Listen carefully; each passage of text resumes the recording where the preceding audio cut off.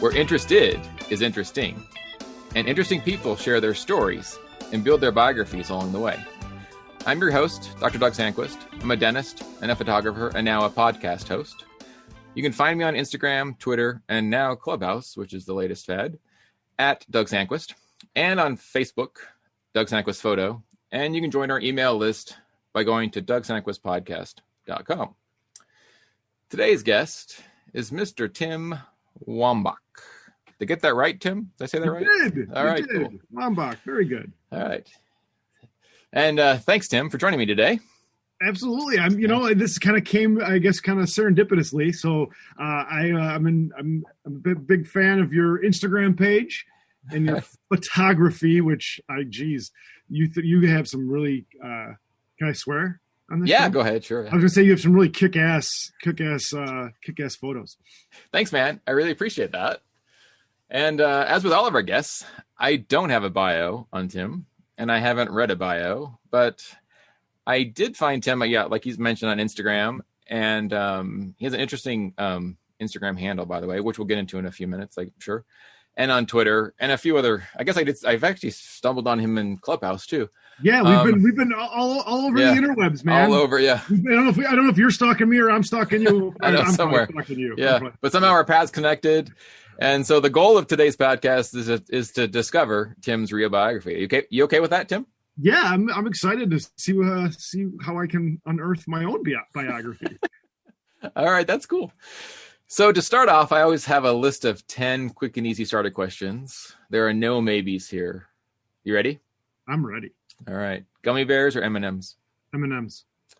Sweet or salty? Can I say both? No. Sweet. Hot or cold? Cold. Would you ever wear flip-flops to Disney World? No. Are you an early riser or a night owl? Early riser. Cow or chicken? Cow. Short hair or long hair? Short hair. Tattoos, yay or nay? Yay. Coffee or tea? Coffee. Cake or pie? Cake. And the bonus question, sauerkraut, love it or hate it? Love it. Okay, cool. Yeah. I guess, from... I'm from Chicago. Yeah, so I guess, And I am Polish. I can tell you that. So that's part of my biography. I mean, if you have Eastern European heritage, you gotta have some kraut in there, right? I love that. And now I know it's healthy for you too. So I know. We're all supposed to eat it, right? All right, Tim. So what was your earliest childhood memory? I was like 3 years old, and in my backyard, would play wiffle ball, and my earliest memory of some guys from the neighborhood that were older than me. I was playing with them, and I hit a ball over the fence. Wasn't that far, but I was 3 years old, so that's my first memory. My first childhood memory was that. It's like a Babe Ruth blast, huh? With the wiffle ball. I'm a righty though. I'm a righty. I can't take Babe Ruth. You watch Babe Ruth in the mirror, right? So yeah, in the mirror, right? Yeah. So it was okay. All right, that's cool. So were your summers as a kid like playing baseball in the yard and stuff like that? Yeah, definitely. And actually, when I was in sixth grade, me and my buddy, we created a baseball camp for the younger kids. And cool.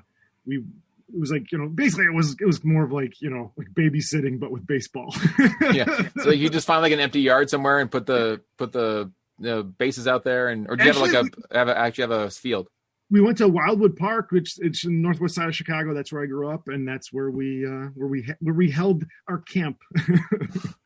That's cool. So would that go like all summer, or would you do like weeks at a time, or would you do? It was. I think we had like it was like 3 weeks at a time, and we ran it like 2 or 3 times. I think we did it 2 years, and then you were like done. Yeah. You're like, we're not going to do this anymore. Like, these kids. I don't know about these kids. Were you a Little League player? Did you play in Little League? Yeah, played Little League, played a little bit in high school, played a little semi-pro. But it sounds better than it is. It really wasn't. Anyone could have done it, but I stuck with it. That's cool. It's kind of like one of those like Uber club leagues, right? Pretty much. Like, and then you get invited to like them, and it's kind of like the Pony League, and then like the what are they called? I don't know. Well, every single place has a little different one, I guess, right? Yeah, different reasons. So no college baseball and things like that? I did not play college baseball. No, I actually only played 1 year of high school baseball. Oh, okay. You were pretty much done after that. Well, that's what they told me. I didn't want to be done, but I didn't make the team, and kept trying out, and they kept saying no. Saying no. So you're like, yeah, I guess that's your answer, that you're probably not going to be a professional baseball player. Right? Yeah, unfortunately, that was a hard pill to swallow, Doug. So did you have a job? I mean, was that your first job, like running those camps? Did they pay you for those camps at all? It was definitely paid. So I was I would say that's probably my first foray into like entrepreneurship. I babysat a lot. There was a kid that I babysat pretty exclusively when I was in 8th grade. So that was kind of what I did. I've always been a people person ever since I was a little kid. So you always like pulling people together and like seeing what you could do, that kind of stuff. Like the good thing, like, okay, I live in Chicago, and every time like the first snowfall, pretty much any time the snow would hit, I would be the guy that would organize the football game after school. Okay, and, so like snowing, so we gotta go play. Snowing and football is like just the best, and when you're playing with your friends and stuff, it's just I love it. Do you still play? No, I haven't played. I think the last time I played was like a turkey bowl type of thing, and that might have been like probably wasn't. It was probably like 25, probably more than 25 years ago. Yeah. So like that's like an early fall, like football, like snow, right? Like October, November. I mean, after that, it gets really too cold to play, doesn't it? Football, or No, you just gotta wear layers, man. Really? That's what it was. It was all about the layers. I used to always go to Bears games. My uncle was a season ticket holder, and when the games were getting too cold, that's when you got to go. That's when I got to go. Yeah. And it was bitter cold, but you just layer up, and you kind of make what's best of it. The only thing that I always remembered about those games was by the time you walked back to the car after you froze your ass off for 3 hours, then you were warm because you were overheated from walking 2 miles to the car. Right, because you had to park forever away. Yeah, exactly. Did you go to the games during their Super Bowl run in '85? This is interesting. I went to, I think it was game 2 against the New England Patriots. They beat them 20-7. I remember this. Craig James actually caught a pass for 90-yard pass against the Bears defense. That was the only touchdown they had that game. Those were the uniforms with the red uniforms with the Patriot hiking the ball, right? Yeah. And then the kind of the interesting thing was that's who the Bears played in the Super Bowl then that year. Right. Yeah. They came back and they thumped them in the Super Bowl, right? Oh God, that year. So I was a big Walter Payton fan, huge Walter Payton fan.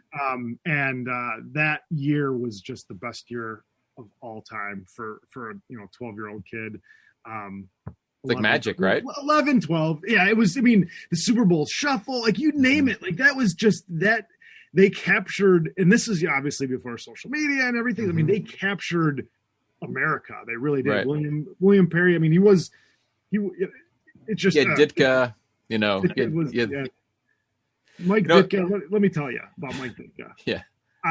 Growing up as a kid, I absolutely loved, adored, honored the coach. And then as I got older, his shtick he just wants to sell. He just wants to sell whatever he can put his face on. Yeah. I actually have a Mike Ditka story. So about 5 years ago, I was in Chicago, and I'm walking down Michigan Avenue, and so where the Apple store is there on Michigan Avenue. Yep. And so I'm walking down Michigan Avenue, and Mike Ditka walks out of the Apple store. And so we literally we're like shoulder to shoulder walking down, and all of a sudden this big thunderstorm hits, like literally like one of those big like gully washers where everyone's going to get wet like in like 30 seconds. So literally we find a cubby hole, and I'm sitting there in a cubby hole with Mike Ditka. I'm like, well, how long do you think it's going to rain? He's like, I don't know. So we sat there until it stopped raining, and then see that's your IQ there, Doug. Yeah, so that's my Mike Ditka story, So he almost ran me over in a golf cart at Trinity. Yeah. When I was a teenager, I think it was probably like 14 or 15, and he was riding his golf cart, and it was in Platteville, Wisconsin, and he almost ran me over. Because he still has that. That steakhouse there in Chicago, doesn't he? Or is it closed? I think it died during COVID. Oh, did it? I think. He has one, I think, is it Rosemont or Lombard? He still has some restaurants, but I don't think the one downtown is still around. Yeah. I could be wrong, though. We might have to. Do you have a fact checker for your podcast, Doug? I don't. Yeah, we'll let that. If whoever finds that information, let us know, because it's not that important right now. Yeah, that's. I mean, he kind of didn't really. It is amazing when those coaches and stuff like just kind of get old. They get old on us fast, and I think that's maybe that's a lesson for us. They're ornery to begin with, and now they're just old and ornery. Yeah, I mean, it's kind of like they kind of lose their appeal after that, right? Yeah. So, did you go to college? I did. I went to Northeastern Illinois University. Okay. I was a communications major with a social work minor, and it took me over 7 years to graduate. Wow. Yeah. Was that because you couldn't figure out what to do, or is that just work? Or but kind of both, and probably both. When I was 21, I was the youth minister at my parish, St. Mary of the Woods, in northwest side of Chicago. So I was hired when I was 21, and I loved like working with the youth. It was basically like 7th grade through seniors in high school is who I was working with. And, I would do like youth masses, open gyms. We'd have, I coached CYO basketball, and just had all different kinds of events. And that's where my passion was, like to help the kids and be someone that was there for them. There for them. And positive role model. Yeah. So that was so I didn't, and then I also, we can go here. Let me back up. All right, that's fine. So when I was 20 years old, I actually, my grandma had lived with us for a little while, and I gained a lot of weight because my grandma was Polish grandma, and she would, make me food all the time. And I was like, okay, this is great. I couldn't say no. So I ate it anyway. So a couple of my buddies, we had a bet that they bet that I wouldn't be able to lose like 40 pounds in like 5 months, something like that. And what happened was I didn't know shit about nutrition. I didn't know shit about health at all. So I just like, well, I'm fat. I don't want to be fat. So maybe I should not eat fat. Right. So I literally, if you went back and looked at it, my diet was about the inverse of what a ketogenic diet is. It was like all carbs and like no fat. Like it followed the food pyramid as of then and as today, right? And well, yeah, I guess if you really think about that, I guess I did, but it was more intense. I mean, I was eating a lot of foods with salt, like ramen noodles, and again, I was 20 years old. Anyway, so I basically starved my brain of fat for 5-6 months. I had had a couple visits to different colleges where I maybe had too much to drink. So, and I was, 20 years old. So I'm still, everything's still kind of still growing, so to speak, and at least my brain. Right. And I ended up I had a manic episode when I was 20 years old. And then I was diagnosed as a manic depressive. And so then I was like, when I was diagnosed, I was labeled, right? I was labeled, I have manic depression. And at that point I was like, I've never been depressed in my life. Like never, not even close. The depression for me at that age was like when the Bears lost a big game, that was like, okay, that's depression for me. Like I feel bad for, or you missed the birthday party cake. And it's like, I'm late. I don't get any cake. Right, exactly. Right. Or you ordered pizza and I came late and everyone's all gone. So like I didn't have that.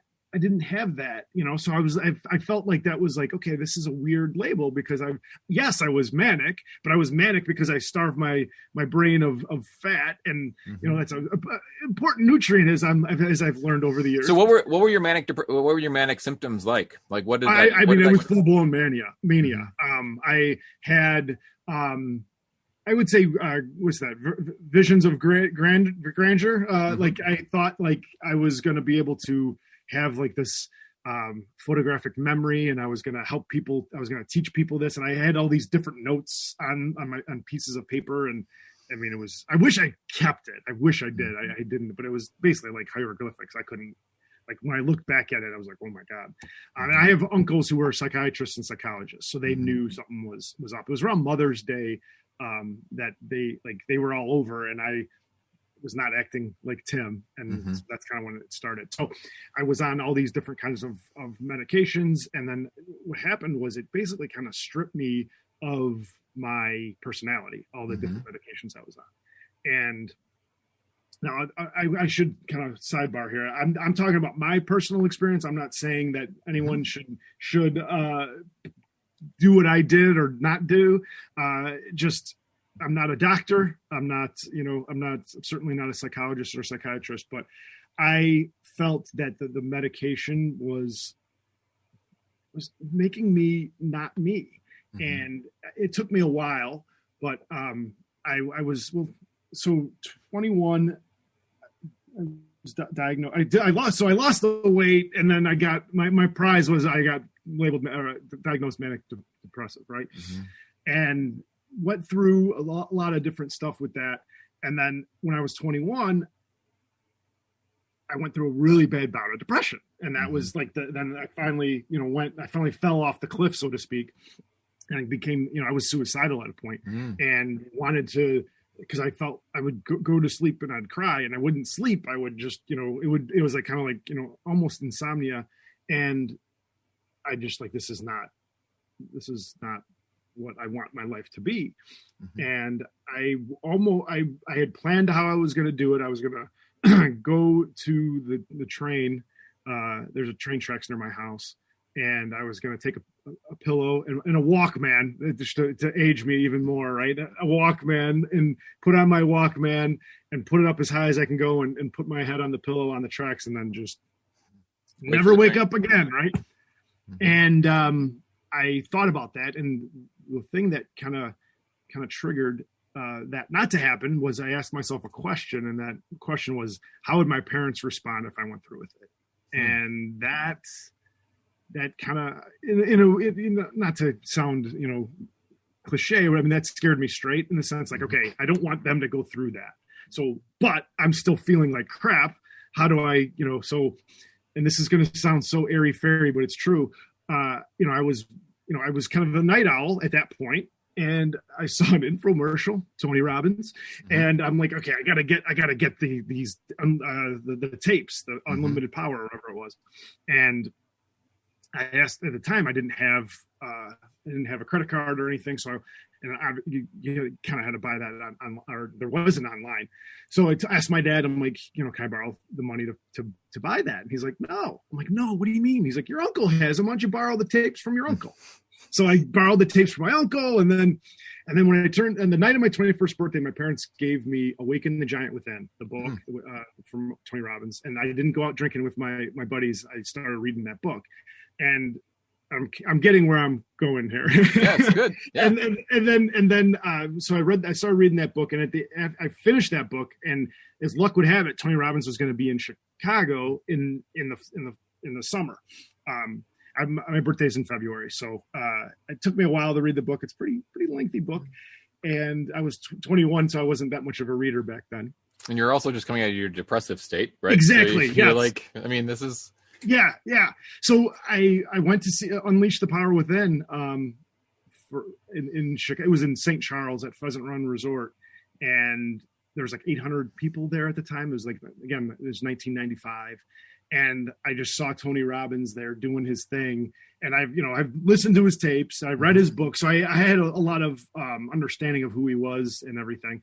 And I was like, that's what I want to do, right?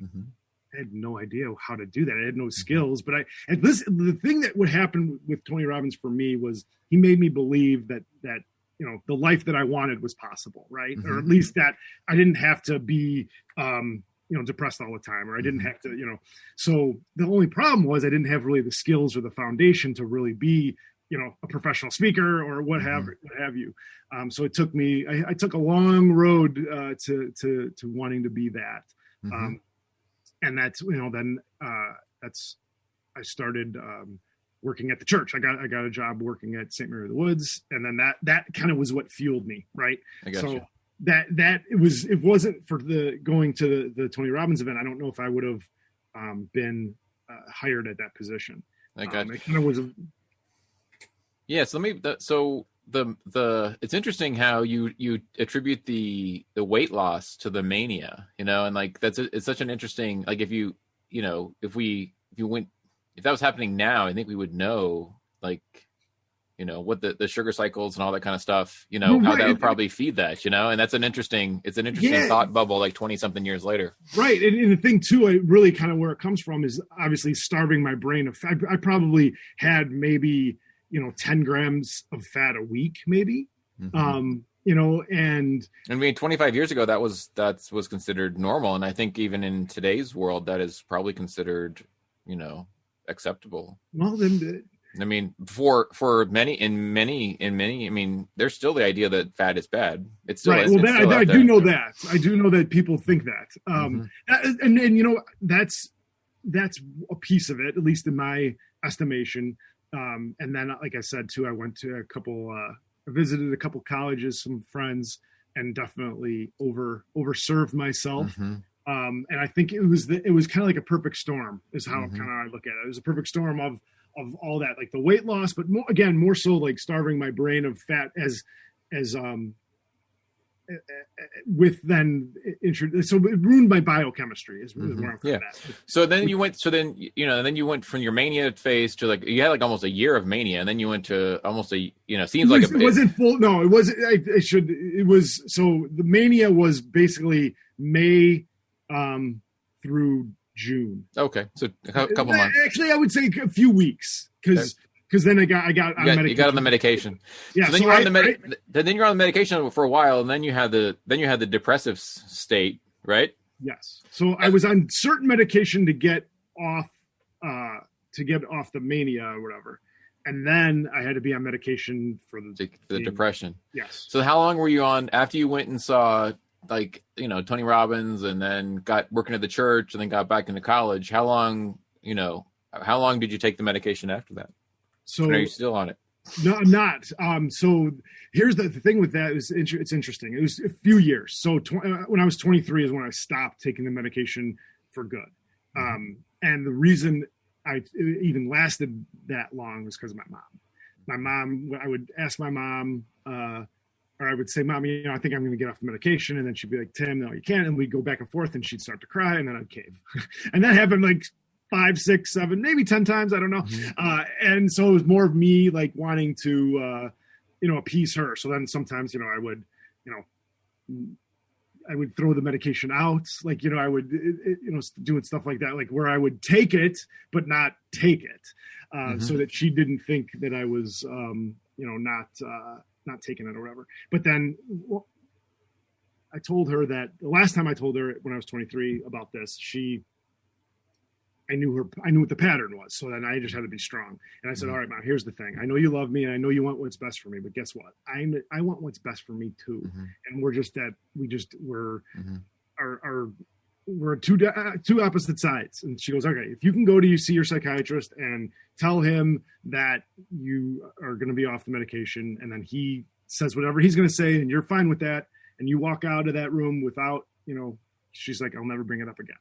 So I went to see my doctor, and I said, I'm going to be off the medication. And he looked at me and he goes, Tim, that's the biggest mistake of your life. If you get off the medication, you'll be back of a mental ward in 6 weeks. Or maybe it was 6 months. And I looked at him and I said, you're wrong. I walked out, never taken the medication again. My mom never brought it up again. And I've never been in the back of a mental ward either. Wow. So what do you think you did that helped you stay out of that? A lot of things. Talk therapy certainly certainly helped me. And that was something that, a psychologist, seeing a psychologist, and then reading books. I know this sounds weird, like reading books helps you. Well, I think for me, it's all about like having a positive mental attitude, and that takes work. It's not something that you just wake up one morning and be like, okay, I'm going to be positive today.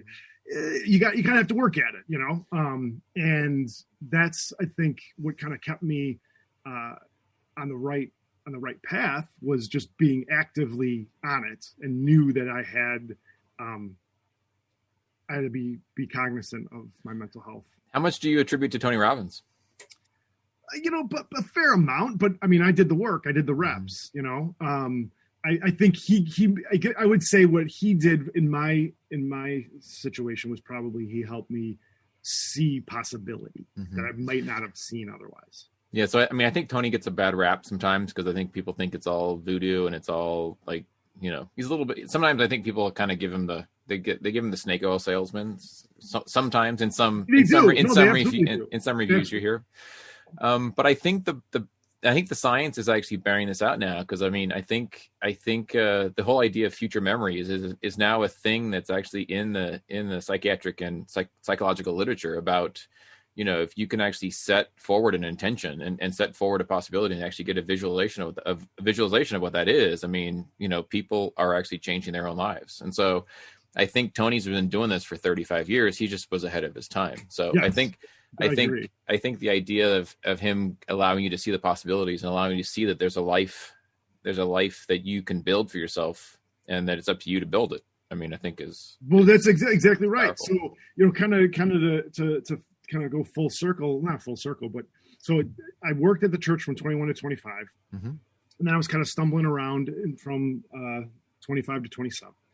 And in 27, I started working at a school as a one-on-one aide with a student, but his name is Mike, who has cerebral palsy. Mike, at the time I was 27, he was 12, and I was his one-on-one aide. And Mike has virtually no movement of his arms and his legs, but he's just this brilliant, hysterical kid, and that we just really, really got along really well. And working with Mike kind of showed me what's possible, and showed me also like what living really is about, and what perseverance is all about, right? Mm-hmm. So I always felt that Mike and I had a special relationship through the years. I was his one-on-one aide and whatnot, and I wanted to kind of honor our relationship and honor Mike's persevering attitude. And so in 2005, I was 31. I decided that I would run from Orlando, Florida to Chicago, Illinois. Wow. And I would take Mike. Mike actually has a twin brother, identical twin brother, who's able-bodied. So I'd take those two guys, go down to Walt Disney World, have as much fun as we possibly could. They would fly back to Chicago, leaving me behind to run back. And the reason I'm bringing this up right now, because of what you said about Tony Robbins, is Stu Middleman was Tony Robbins' coach for energy and endurance. And I hired Stu to be my coach to help me run from Florida to Chicago. And, wow. So Stu had certainly had, I would say, the biggest impact on my life, Stu more than Tony, because I was basically went from a couch potato to an elite endurance athlete in 6 weeks. How long did it take you to run from Orlando to Chicago? The month of August 2005. Now there's the rub. It was 717 miles. What I accomplished in that month. Logistically, I didn't have the chops nor the fortitude, I guess, to really pull it off the way I wanted to pull it off. My goal was 40 miles a day for 30 days. That was the goal. Oh, wow. So basically, this is kind of, I was thinking about this when I was on a different show. I basically set myself up for failure from the start. It was like asking like Nolan Ryan or Tom Seaver to throw a perfect game on their first game out, right? So I didn't throw a perfect game. I had a quality start. It was a quality start. It wasn't. So I did that in 2005, and then we were actually Mike and I were on the front page of the Chicago Tribune in October of 2005, and then people started asking us to tell our story, and then. I also wrote a book in there. I forgot to say that. That's cool. About Mike and I. We wrote a book. It's called How We Roll. And so people started asking us to tell our story, and we organically kind of started a speaking career together. And that's cool. Yeah.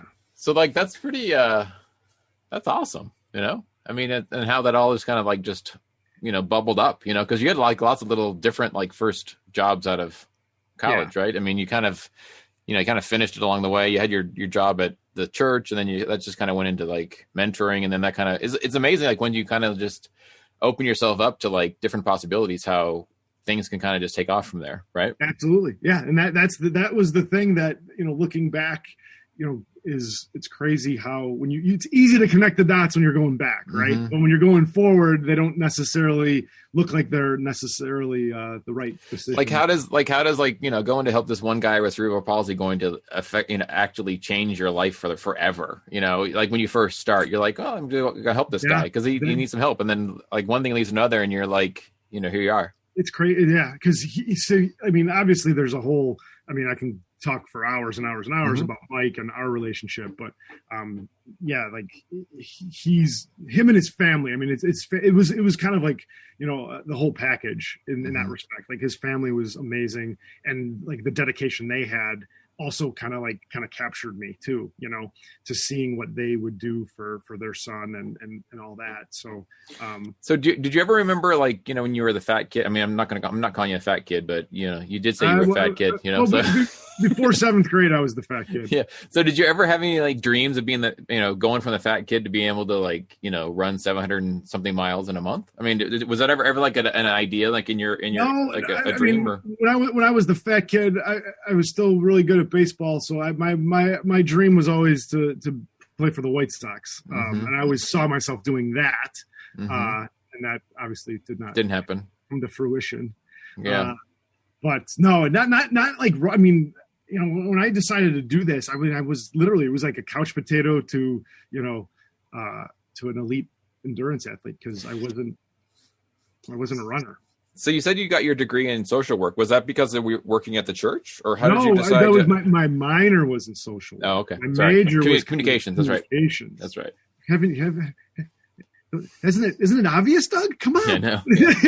So what was when you got your degree in communications? What was your goal? When I first started, it was to be on the radio, and like be a sports radio, be some type of, whether that sports was talk or whatever. Sports talk. Well, sports talk wasn't huge back then, but yeah, like sports talk, or like calling a game or something like that.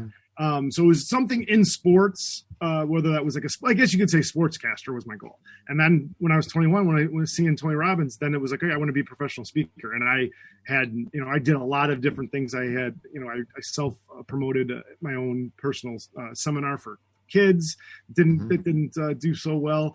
I was always doing something in that respect. I joined Toastmasters. I was in this mentor-mentee program for the Illinois Speakers Association. And so I was always kind of hanging around the flagpole as far as speaking goes. And then, after that run, it just kind of happened organically. And I wasn't planning on, sharing the stage with Mike. And that's what happened. And we had a 2-man stage show called Handicap This. And we went all over the country from 2010 to basically 2019. That's cool. And so now, I mean, on Instagram, you're flexing fatherhood. So what is that all about? So I think that's it's an interesting, it's a catchy tagline, Thank you. Yeah. So I'm, like I said before, I'm 47. I was a late bloomer. I got married at 40, and I have two daughters that are going to be 3 and 1 in June. So they're 2 years apart. And I've always since I was younger, I always had, wanting to know more about health and fitness. So basically the two threads that I've pulled on more than anything are personal development and health and fitness. Right. And then, I ran across America in 2005, and that, showed me what was possible from an energy standpoint and just putting your mind to something. And it's the most important thing. I mean, 100%. Your mind can lead you to places that you'll never imagine you'll go. That there's no doubt about that. So in 2017, so the writing was on the wall for our speaking, that Mike didn't want to travel as much. That was going to come to an end. Yeah, rightfully so. So in 2017, I don't know if you know who Mark Sisson is. He wrote the Primal Health Blueprint, and he had a coaching practice. He wrote the forward for the Carnivore Code, I believe. Oh, he did? I didn't know that. Yeah, I did not know that. Okay, yeah, he's amazing. So I became a certified Primal Health coach back in 2017. I actually met Mark in Austin in 2017 at the Paleo FX conference, and I just didn't have the bandwidth to start a coaching career at that point because we were still speaking, not as much as I would have liked, but we were still speaking, and I had this other podcast, so I had a lot of balls in the air, so to speak. And I just didn't have enough time to start something from scratch because that's obviously starting a business from scratch. So when COVID hit, that's when I realized that, this is my your speaking career died. Yeah. I mean, sorry. And I need to reinvent myself. Yeah. I need to reinvent myself. And there's a lot of speakers that got killed last year. I mean, they have to reinvent themselves quickly, right? Yeah. And it's difficult and it's humbling, obviously. And, I reverse engineered a lot of my past decisions. And how much were you on the road before COVID hit? Like speaking, like how many days out of the year? Everyone always asks that. And it was there was never a set amount. Like it was completely, and that was partly, I don't want to say by design because it wasn't by design, but it was, there were months where, we were on the road all month, and there were months we were on the road once or twice a month, and everywhere in between. So there wasn't really a set average. Once Mike so we had to do some shifting around of different things, and we started doing virtual presentations, or I should say half virtual presentations, where he would be virtual and you'd be live, and I would be live. And at the end of the day, the people that were, or I should say the organizations and colleges or whatever who were hiring us, I knew that they would rather have Mike on stage than me on stage. And that was, another kind of humbling pill to swallow as well, and be like, you know what? I mean, this is not my race to run. Like that's kind of, where I did everything I could to get this thing, as far as I could. But at the end of the day, it wasn't my race to run. Yeah. And yeah, it's really, I mean, partnerships are hard that way because there's always, you had your part of the story and he had his part of the story, but I mean, yeah, he was certainly the bigger part of the story. Obviously, and that was like, here's the thing. If we started like January 21st, 2010, that was the first time we went on stage together.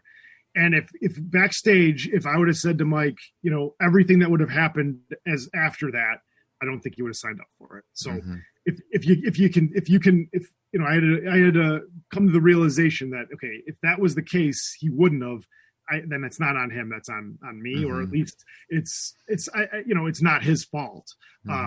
Because it was like, it took 2 years before we blew up. And after 2 years, we blew up. Like we were all over, and, a lot of different conferences and colleges and corporations, and it was, we didn't know, what end was up, because, and also, Mike doesn't necessarily like, riding in the van, and we were doing, most of the trips were 6 hours to 12 hours in the van, so it was a lot. It was a road life, and it was not easy, and it certainly wasn't easy for Mike.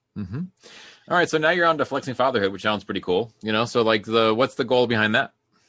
I think I know, but I mean, I want to help overweight dads reclaim their health and energy. I've been overweight a lot in my adult life, and I feel like, I finally kind of at least cracked the code for me, and I want to help other dads crack that code and be as healthy as they can be, and lose weight and be energized and be able to, walk their daughters down the aisle and all that good stuff.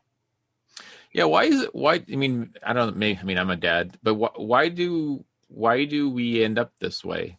Do you think? Why do dads end up lifeless and lethargic? Stress. I think, stress is a big piece of it, in the sense that, we either numb things because of the stress. We either numb with alcohol, drugs, food, or all three. Right. And I think it's societal too. Like, you're always told that, it's just, you're not not young anymore and all this stuff. And it's like, okay, I'm not young, but doesn't mean I need to be old either. So I and people will say, well, age is just a number, and that is true, but it's how you act, right? Like how you act and how you how you interact with the world, and how active do you want to be. But again, when you're breaking down, from my perspective, it's all about the nutrition. It's all about the nutrition. It's not about working out 7 days a week, because you can't out-train a bad diet. Yeah, and I think that's and there's so much unknown. We know so much about nutrition now. There seems like there's still so many unanswered questions about nutrition that are interesting. I've looked at so many different things and tried so many different things. I think really what it boils down to is the processed food is bad, and everything. If you can limit or eliminate processed food, you're on the right track. That's at a quick surface level. And I think once you're able to do that, I mean, I think people disconnect how the food makes them feel. And so I think if at some point, what I try to at least tell I'm a dentist, so if I try to help, tell my staff and my patients and my family, look, just try to evaluate how you feel after what you ate. And it's like, if you felt good, then that is fuel. If you feel bad, then maybe that's not the best fuel you should be eating. And so it's obviously harder to do the more processed the food is, because there's 1,000 ingredients versus 3. So and also, if you're eating multiple times throughout the day, it's harder to tell which food one was the trigger on the food, or which food was the trigger. It seems that we've complicated nutrition, I think. Yeah, we've complicated it by making it simple. I'm trying to make it easier, without. It's like in our effort to make it all fast, we actually made it harder, I think. Which is. Yeah. And so that's, I do, group coaching and one-on-one coaching and all that kind of stuff. And I think at the end of the day with these guys is that, I try to look at their whole kind of person, and kind of try to kind of find out what makes them tick and see what levers I can pull to help them through a tough situation. And, some guys, have support at home. Some guys don't have support at home.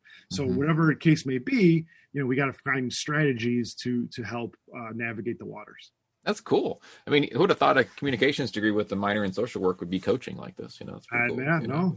Well, that's what I keep going to these conferences and keep taking these classes, and I've been a lifelong student, and that's been my kind of, like, people probably don't really know about me is that I've ever since I was 21, but I graduated college at like 25. Ever since I was 21, I was a student. I've read hundreds and hundreds of books and gone to so many different events, and I've taken like online courses and all this different kinds of stuff. I've done stand-up comedy, I've done improv, I've done everything. Like, really, I have. Like, when I say everything, that's obviously not true, but I mean, I've done a lot of learning. Let's just put it that. Haven't been afraid to dip your toe in the waters to try something new and learn something new, right? No, never. That's cool. So what would you consider is your greatest success? My family. Not to sound too cliche. Yeah, my wife and I have a wonderful marriage, and we have 2 just beautiful girls. And every morning I make them breakfast, and it's like the highlight of my day. And it really gives me like the boost that I like, going into the day. That's cool. Any regrets? Regrets, I have a few. I guess I look at it and I can't say I have regrets, not because I didn't do anything that I regret, but that the fact that it led me to where I am right now. And if I would have done anything differently, I wouldn't be where I am right now. So you don't know. In that respect, I'll say no. But I wish. You wish you'd gotten a scholarship to play baseball. Well, yeah, but I didn't deserve it. So, but I mean, maybe you could have just lined up at when God gave you the skills, maybe you could have gone back and gotten more skills or something like that, Yeah, more I don't know. More curveball hitting skills. It's true, right? What's your greatest fear? Dying young. So thinking back about, like, 20 something years ago, like when you actually contemplated like taking your own life, I mean, do you still go back to there? Do you still go back to that time? Is that gone now? I mean, you talked about it here, but is that anything that you actually like kind of like dip yourself back into at all? Oh yeah. I mean, as far as like remembering stuff or whatever. Yeah, absolutely. I think, it helps to know where you came from, type of thing. Mm-hmm. And like when I was reverse engineering, like my kind of like my health history and my like kind of like my decisions and stuff, I definitely went back to there a lot, and it always comes back to that, one question that I asked, about my parents. Like if that was the question that saved my life to a degree. And, I haven't probably thought about it too much, but I don't know if I necessarily would have done it. Like, yeah, I planned to do it. I don't know if I actually would have done it, if that makes sense. Like, I certainly wanted to do it, but at the end of the day, I don't know if I would have actually gone through with it. Yeah, I mean, I've had a few friends who've committed suicide, and I've always kind of wondered. It's interesting that I'm able to talk to somebody who readily admits that they had it all planned out, and then they gave the reason why they couldn't do it. I've actually always wondered, like, if there was like some where their trigger was to not let them go through with that. Because I mean, it's it does leave exactly what you explained. I mean, it leaves a wake that I don't think anyone would actually believe that it would, because it leaves a fairly significant bomb in the family, for sure. Yep. Or in the friendships too. Yeah. I mean, one of my friends growing up committed suicide as well. And it's something that you question it. Like if you would have had a conversation with them, or if you could have just talked to them more, or but I don't know. I don't know either. Yeah. I have one of my good buddies is an executive director at it's called Hope for the Day, and it's a mental health charity, suicide prevention charity. And they I mean, there's so many different stories, and it seems like obviously talking to someone certainly helps. So I guess that's the right byproduct for what we're talking about now, is like if we just want to talk to them more, but it's really difficult to kind of reverse engineer that piece. It is. And I think, I wish I hope that we get more data on it. I hope we get more data on where that is. I mean, I'm sure it's all connected to to nutrition and family and brain networks, and I mean, all that stuff, the web is probably pretty vast. And because you hear the cliche, like, suicide is a permanent solution to a temporary problem, but that's not going to stop anyone from anything. No. And I think, and ultimately it kind of goes back to, we're just as a society, we're just not really good at like creating health. We're pretty good at solving problems and fixing broken legs and fixing hearts and, fixing things that have definite problems. We're not good at dealing with mental disease or mental health disease. We're not good at dealing with chronic disease. How is chronic disease related to mental health? How is poor metabolic health related to mental health? It's all related. It's just, we don't seem to be able to have those, we treat them more as symptoms rather than try to figure out how to solve them, It's kind of like when you were saying all that, it's like we're good at Band-Aids, right? We're good at the Band-Aids. Yeah. And then trying to figure out how to, solve them is much harder, So because it takes time. Yeah. Because and the doctors don't have time, right? Like, you don't. I'm sure I shouldn't say this, but like, with your patient, it's not like you have enough time to talk about, their whole, why they're there. Like, give me your health history or whatever, or your dental history, your mouth history, But like for like a doctor, like a physician or whatever. They get the highlights. They don't get the meat and potatoes. Right. I try. I mean, I spend I probably the normal visit to a regular physician or a normal dentist is you're not going to get that. You're absolutely right. You're going to get the Cliff Notes version if that's you get 10 minutes and that's all you're going to get. So it's a Band-Aid approach. And sure. and then that's the thing. You're not going to be able to fix anything in 10 minutes. Mm-hmm. And that's like. Yeah. And even me, I mean, I make an effort for it, but I mean, I can't solve, I'm just their dentist. I can't solve their, laundry list of, seeing 7 other doctors before they see me. Right. Yeah. So, I mean, I can talk about things, but I have to try to change the mind of 7 different doctors. So good luck with that one. That's an uphill battle, Doug. It is. So at the end of the day, you fix what you can fix and you kind of move on from there. And that's where you go, So what would your current self say to your young self? Keep going. So when I did have a philosophy when I was younger, it was called keep on keeping on. And I would just say that.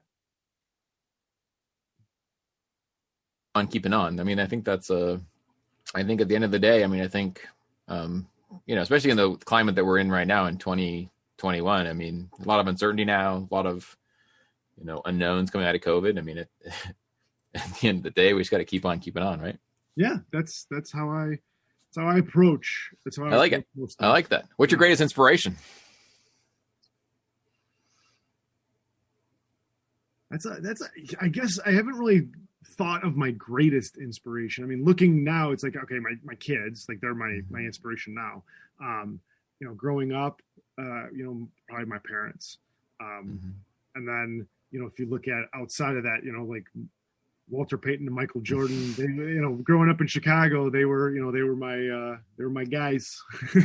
Yeah. So yeah, I mean, I know you worked in the church like early on, so, I mean, is church still a part of your life now? I mean, or is it, cause I mean, it's a different world now than it was. Yeah, no, I would say, I mean, this isn't necessarily the best thing to say, but, I pretty much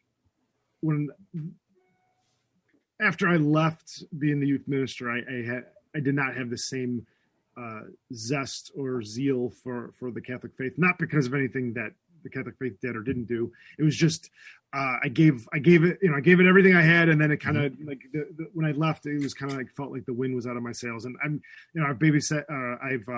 we've baptized our oldest daughter, and my wife and I were married in the Catholic Church and stuff like that. But it's definitely not a bedrock piece of my existence. I certainly feel that being a good person is like, that's what I've always taken away from that, is being a good person and being Christ-like, doing things for others. Like that's always been kind of who I've been. Spirituality more so than Christianity, maybe something like that. Maybe. I mean, something like that, in a weird way. I mean, definitely spirituality, but I would guess, I mean, Christianity in a sense that not necessarily like of practicing in a church, but maybe living it out in is definitely Christianity.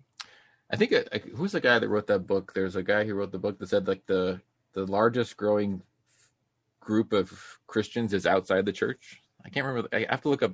I'm dropping names on a podcast and I don't remember that guy's name, but there's like there's a book that came out like a few years ago, like 10 years ago or so, that basically just his data showed that the church is growing outside of the church, if that makes sense. Interesting. I've not heard that. Interesting. Yeah, I'll try to find it and put it in the notes if we find cool. it. Do you any mentors along the way? Yeah, definitely. I would say my dad has been a mentor in a lot of different ways. And then Mike's dad, Dennis Berkson, has certainly been a mentor for me. Mike's dad, his nickname is the Creative Crusader. And he was a professional speaker for a long time. He spoke on creativity, and he came with us on every single road trip we took. Oh, cool. And he, like, having that coach like with you for all like 300 plus presentations or whatever it was invaluable from a professional speaking standpoint. Like, to be able to like drive home and like basically talk the game film about like what happened, what didn't happen, what we should do this next time, we should maybe not do that next time or whatever. And being able to have that right-hand man was, like I said, invaluable. And he still is. I mean, I still talk to him when our schedules align, which obviously in these days it's a little difficult, but he was certainly someone that I learned a great deal from. That's cool. Any other hobbies? Let's see, 2 young kids. I still read a lot. I love reading, and just I'm a homeowner now, and I think learning how to do things around the house more. Like I lived in a condo for a long time and didn't really care about. You call the super and say, "Hey, I need a new light bulb," and now you're like, now it's like, okay, so I'm learning that. I think cooking, I would say, is a hobby, like learning how to be a better cook and trying to see how I could help my guys in the kitchen. Because I think guys typically either they're awesome in the kitchen or they suck in the kitchen. There's not a lot. Yeah, there's not just average, right? And I think I'm an average. I think I'm right in the middle, like maybe a little bit above average for breakfast. I don't know about it. Yeah, right. But yes, I think I would say cooking is definitely a hobby, and finding like good food and trying to figure out ways to stay the course as far as from a health standpoint. So how long have you been on keto paleo for how long? I mean, since like for consistently like 90% since May. But I've been in and out of it since 2017 for the most part. The last 3-4 years you kind of dabbled in it. Yeah, exactly. And then in May 2020, it was right the month before my daughter was born. My daughter was born June 9th. And I'm like, so you had a COVID baby, huh? You're just in the middle of the whole thing, huh? Yeah, it was interesting, very interesting. I would say talking about regret. Here's 2 regrets. One regret was that because of COVID, I wasn't able to go to any more doctor's appointments with my wife. So that's, I mean, it's not a regret, I guess, but it's a disappointment. Yep. And then my first daughter was born 2 months premature, and that I think my wife and I did not navigate those waters well because we were first time parents and being in the NICU for 3 weeks was really difficult. She was absolutely healthy. It was more of like precautionary than anything. So that was a really difficult time because like every time we were at the hospital, like you have all these nurses and doctors there, and it's like, well, we don't really need to be there. So then we'd go home, and then every time we were home, we're like, well, shouldn't we be with our daughter? So it was like we never felt like we never felt like we were in the right place. And we lived like a half hour away from the hospital. That's tough. And there were times we were going in the morning and in the evening, and it was just it was really difficult. And we didn't navigate it. Well, obviously you never know that's going to happen. So no, we were not prepared for that at all. No, my son came to almost 3 weeks early as well. And he was 6 pounds something, and he popped a fever like within minutes after he was born. And so because he popped a fever minutes after he was born, that put him in like the NICU. Right.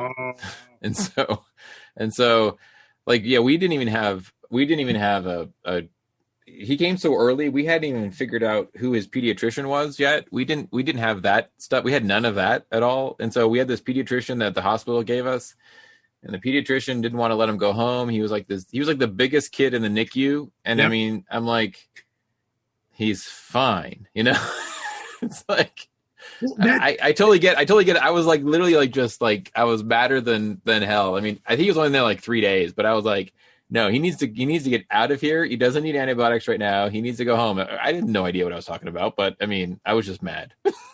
And so, but it's also like the other thing too. So our daughter was 5 pounds, like 9 ounces, I think. So she was a peanut, but she was pretty big for, one of the big, I mean, I think she was the biggest kid. For a NICU, that's pretty big. I mean, and also, I mean, it was heartbreaking to see all these other kids in there, and then to know like your kid is like the healthiest one, that also didn't feel very good in a weird way. Do you know what I mean? Like it wasn't like, not like anyone said anything to us or anything, but you felt guilty because you didn't have it as bad as some of these other parents. Like I remember this one woman that was there, this mom, I mean, she went through just a horrible ordeal, and you could just see like the bags in her eyes, and just she went through hell, and she's going through hell, and she was still going through hell, and it just, and you know, we would talk with her every once in a while, and it just felt just so awful for her. Mm-hmm.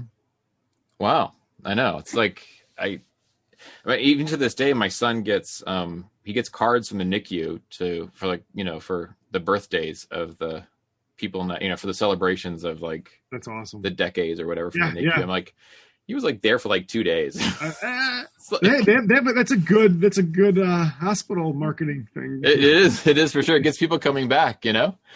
So what keeps you moving forward, and what do you hope to accomplish next? Just building this business is really what's motivating me, and I want to make network, and like with what we're doing, right? Like this is very just kind of, I took a stab and asked, because you were asking about, you wanted guests or whatever, and I just shot my shot, right? And that's I've always kind of been like that, right? You just kind of just go for it. So I want to continue to do that, and I want to be the best dad I can be, and give my family as many like peak life experiences as I can. That's awesome. I mean, there's one benefit of being a little bit of an older dad is like I have a friend of mine. He was actually on one of my podcasts. He was about like you. I think he was 40 when he got married. So, So he had kids, and he had lived his whole life pretty much before kids. Like he was kind of like you, out on the road, and and once he had kids, now he was 100% dad, and like he actually almost put that other life aside and just decided to go be dad, which is kind of a, you can have kids whenever you want, but of course there are benefits to having them later, because you can kind of, you prioritize your life a little bit easier, so to speak. Well, and just you're better. Like if I was 25 and had a kid when I was 25, I mean, I wasn't mature enough. I wasn't, I'm at least, I was 44 when my first, child was born. I was pretty established at that point. You pretty much you pretty much gone through the walk, you've gone through the hardships of life basically at that point, right? Yeah. So now it's just, trying to be as healthy as I can, so I can, be as active as I can with those. We might want one more. We'll see, never know. That's cool. I'm blessed in a lot of ways, so I'm hoping that we'll be blessed with another child if that's what we decide to do. Yeah, that's awesome, Tim. You know what? I mean, I've thoroughly enjoyed our conversation. I mean, I think this has been a total blast. I mean, I'm actually impressed with your biography. I mean, you're this is like when I'm supposed to like give my little summary of your biography, and I think it's a I mean, all of these biographies are really interesting to me because they're all slightly different, but yet they're all the same, I mean, everybody has their own story, and everybody has their story of like something that clicked with them. And it's like, for you, it's like, I'm a fat kid who says I have to change my life somehow, and like, that set off a whole set of other things that you weren't expecting. Right. I mean, you literally did what you were told, and you almost ended up with your head on a railroad track ready to go, I mean, That's a pretty, you probably didn't expect that, right? No, definitely not. I mean, not as being, you'd probably pick the fat kid over that, and then to go from that to running 700 miles in a month. Two things that I failed to mention in this biography. Yeah. We did start a nonprofit also, Keep On Keeping On Foundation. That's cool. What we started. And then I did that run again in 2016. You did? Did you do it faster? I did. Well, I accomplished more miles. Okay. It's still different. So it wasn't Forrest Gump, but I did over 1,000 miles in 40 days. Wow. So I felt like. Do you still run now? Is that like a part of your thing, or no? Do you only run just for fun, or for those things? More so just for fun, or just like I try to keep it under 3 miles. Basically, I feel that. That's enough for me now at this point. I've put in a lot of miles in my day. So how do your feet recover after 1,000 miles? Well, I can send you pictures. I actually got 2 baseball-sized blisters on the bottom of my feet the first day. Oh. And I still did it over 1,000 miles. So what do you do? What do you do? Like duct tape, or what do you do? We did everything. And then I actually, what happened was at my first checkpoint, the first day, my first checkpoint was like, I think it was 19 miles or something like that. And it was 10 miles because my goal was 30 miles a day. So something like 10 miles. It doesn't matter. My driver asked me if I wanted to change my socks. And this was in Florida in August, right? Pretty sweaty. I said no. And that was that. So here, regret. That was the biggest regret of my life. Yeah. So not putting on dry socks. Because then I went another 10 miles and then my feet were completely jacked. I ended up in near Atlanta. I went to an immediate care center and the doctor said that I should take like 3 months off. And I took 3 days off. And that was when I took 3 days off and just kind of held it together and hoped, did what I could do, from a standpoint of what you knew, wound care and all that kind of stuff. And staying off of them for 3 days, like, and keeping them clean. And so then really what happened is after that was really understanding, how everything matters, right? Like everything matters when you're trying to run long distances, and and a lot of times in my head, I had a bigger picture in mind when you you can never have the big picture. You got to have that right. next. But isn't that true with just life in general, that everything matters? And sometimes we just think about like the big goal and we don't actually think about like the process of getting there, and I think sometimes we can just look at what was the big win, but really everything does matter along the way, right? It's true. That's very true. And I mean, I don't know how to it's a good talking point to remember, next time you're thinking about like that big vacation you want to go on, it's like, everything matters to get there, right? Yeah. Dude, this was great. I mean, I can't thank you enough. No, this was really interesting, and because I've listened to your podcast and I was like, okay, this can go in so many different ways, and it went in a lot of different ways I wasn't expecting. So yeah, thanks for stopping by and telling your story. I loved hearing it. I love I'm sure there's way more to it, but I think we got most of the points that I think you wanted to share. I mean, I think it's a pretty cool story. I think you have a lot to offer. I think you're going to go out there and change a lot of people's lives, a lot of dads' lives, and a lot of kids' lives, and a lot of wives' lives, and a lot of families' lives, which I think is pretty cool. So how can people connect with you? You Instagram flexing fatherhood. I'm on Twitter. Tim Wambach is where I'm Twitter, and then actually flexingfatherhood.com. It's not up yet. I still have to put some pieces together to get the website up. But I've been doing a lot of coaching that I'm kind of I guess doing this maybe a little backwards, but it's better to have customers before a website. I know. But now that I'm talking like this, I'm like, I feel like I need a website now. Yeah, but hey, we'll put your Twitter handle in the notes, and you can find Tim Wambach on Twitter, Instagram, Flexing Fatherhood. I think people can find you, yeah, so it'll be fine. They'll be finding me just fine. Just fine, So thanks, man. I really appreciate it. I appreciate you, Doug, and I wanna see some more photography. I want to take a trip with you and see the places you go. Oh my God. Someday we'll have to do that. I'd love to have you along sometime. I think it'd be a lot of fun. Awesome. All right. Take care, Tim. Thank you.